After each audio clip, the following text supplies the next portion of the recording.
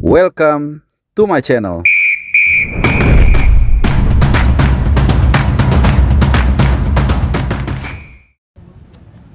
Ya, selamat buat timnas Indonesia Garuda yang baru saja mencetak kemenangan perdana dari grup A di turnamen 2 tahunan AFF 2026, di mana di belakang gua di Stadion Pakansari pasukan John Hartman baru saja meratakan Kamboja dengan skor 5-1. Dan tentu saja salah satu nama yang paling sering atau paling banyak dibincangkan pada laga tadi yaitu Michel Becker, ya, striker yang sangat tinggi yang menjulang 197 cm mencetak hat-trick. Tapi bukan hanya hat-trick yang bisa ditonjolkan atau disajikan bagi pemain yang baru saja menjalani debutnya, tapi juga bagaimana dia bekerja sebagai sebuah mekanisme dari sebuah tim bernama Tim Nasional Indonesia.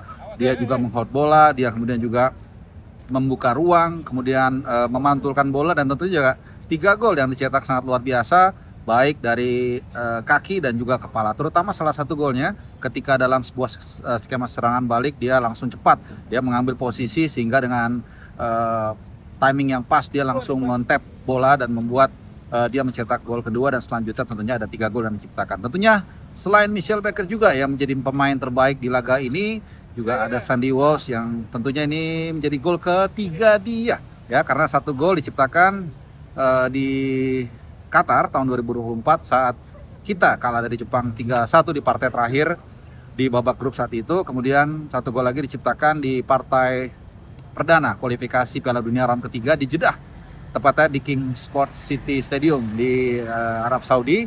Walaupun saat itu sempat ada selisih, ya, apakah itu golnya Ragnar Ratmangun atau Sandy Walsh, ya, walaupun memang dalam tayangan ulang tembakan dari Ragnar mengenai Sandy Walsh dan akhirnya menjadi gol perdana bagi kita di kualifikasi round 3-1 itu. Tapi kita lupakan soal gol tersebut, kita kembali lagi ke pertandingan yang tadi berlangsung.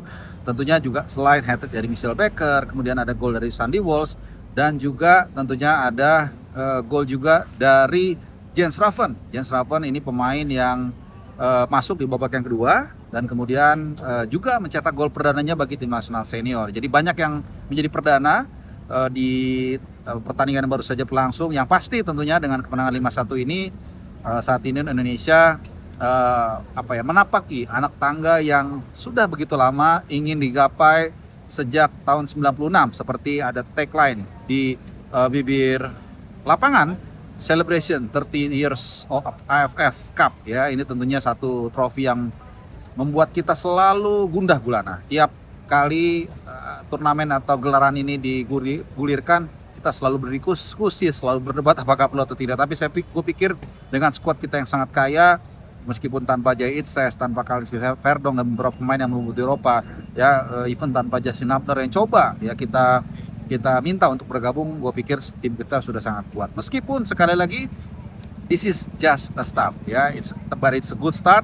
Dan bagaimana kita juga nanti bukan hanya mengawali dengan bagus tapi mengakhiri dengan bagus. Nah, pertandingan yang baru saja berlangsung tentunya kita tahu tadi 3-0 turun minum, kita unggul, dan masih ke babak yang kedua John Hartman cukup berani juga menurut gua melakukan serangkaian rotasi, mengingat perjalanan kita masih panjang. Satu grup dihuni 5 tim, jadi masih ada pertandingan, ada 3 pertandingan yang harus kita jalani setelah ini. Total ada 4. Setelah ini kita akan segera terbang ke Thailand, ke Chonburi untuk menghadapi Timor Leste. Betul, Timor Leste adalah tim terlemah mungkin di seluruh 10 tim di AFF kali ini, tapi ini bukan saatnya berbicara soal menang atau kalah, tapi bagaimana kemudian meracik sajian, ingredients yang tepat untuk melakukan rotasi. Ragnar Ratmangun, nama yang tentunya sangat dinantikan untuk dimainkan di turnamen kali ini, tentunya sangat mungkin untuk tampil sebagai starter. Dan kalau memang dia akan diturunkan nanti di Chonburi, maka ini akan menjadi starter pertama bagi Ragnar di turnamen AFF. Karena 2024 lalu saat masih dipegang Sintayong, saat itu, ya, tim nasional yang diturunkan adalah U22, ya, tentunya umur 19 tahun, 18 tahun dan lain-lain. Jadi dan saat itu pun Ragnar masih bermain di Eropa bersama, kalau nggak salah bersama Dender, ya. Tentunya dia tidak bisa membela tim nasional kita. Dan tentunya ada beberapa pemain juga yang tadi baru dimasukkan di babak yang kedua yang mungkin akan tampil starter saat kita nanti away ke Chonburi menghadapi Timor Leste. Ada Beckham Putra, bahkan Jens Raven juga mungkin akan ditampilkan sebagai starter di pertandingan yang akan berlangsung tanggal 31 Agustus 2026.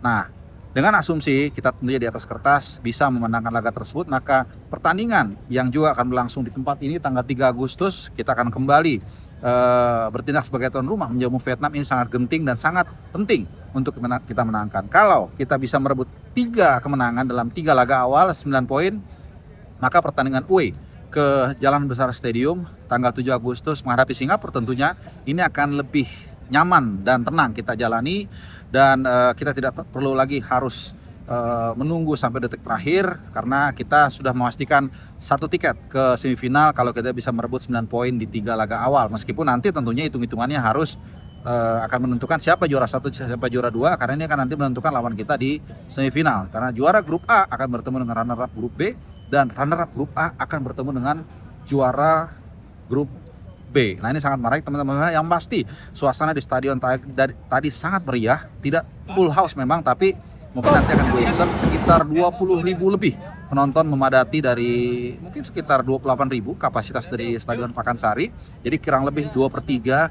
Kemudian animo penonton juga cukup tinggi, dan ini merupakan apa ya, boleh dibilang sejumlah fans sejati yang terus mendukung tim nasional ya, walaupun dengan segala hormat pasti juga teman-teman mau mendukung tapi mungkin ada halangan sehingga nonton di rumah, tapi mereka harus diberikan apresiasi lebih karena mengeluarkan tambahan waktu, tenaga, bahkan juga fulus untuk bisa datang ke sini memberikan dukungan sangat luar biasa. Dan ini juga yang kita tunggu di laga-laga selanjutnya saat kita nanti bermain di Chonburi, dan ketika kita kembali lagi di Vietnam kita akan ramaikan Pakansari lebih lagi, dan tentunya di partai terakhir di grup A menghadapi Singapura seperti biasa CBH akan datang ke Singapura, cus terbang langsung, dan kita akan ikuti, kuliti, dan juga dukung pastinya agar Garuda bisa terbang tinggi, dan mudah-mudahan dahaga gelar yang sudah begitu lama kita nanti bisa berakhir di tahun 2020 kali ini. Nah teman-teman, itu aja sedikit report dari gua dari Stadion Pakansari. Ya, what a good start. Mudah-mudahan juga end up-nya juga positif, happy. Yang pasti masih ada beberapa tangga terlalui. Untuk saat ini kita enjoy dulu, dan terima kasih buat teman-teman sudah menonton, dan adios.